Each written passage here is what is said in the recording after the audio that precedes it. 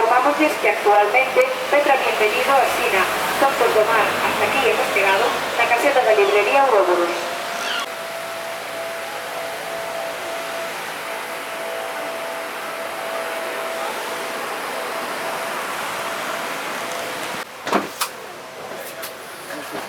Daremos por aquí.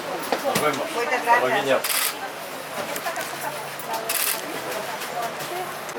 Señor, que tal estás? Amigo meu. Moi boa.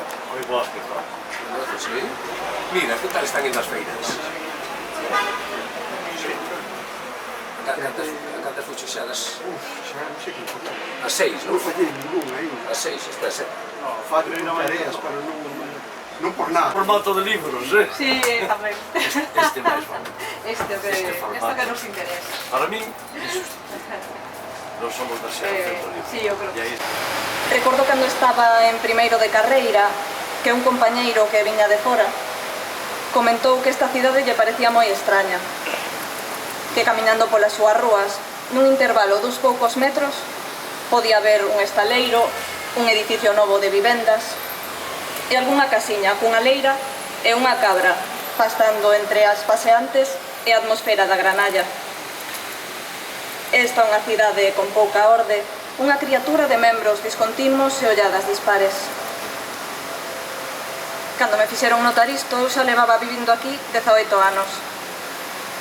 Nacín no barrio de Teis e parecíame o máis normal do mundo acompañar o meu avó a pescar chocos esquivando as faíscas dos soldadores. Supoño que vivo afeita a mestizaxe. Ao facer 7 anos, escribín un libro. Chamábase A cousa negra que pasou pola miña fiestra. E o meu pai, Ramón Trigo, que anda por aí, ilustrouno e axudoume a publicalo. Nesta obra, na portada, aparecía un animal escuro con cornos, ás, dentes afiados e rabo.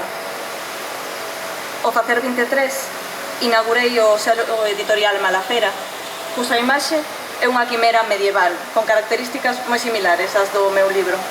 De os libreiros e das libreiras vivan as escritoras e os escritores e un recordo para sempre a Domingo Villar. Moitas gracias.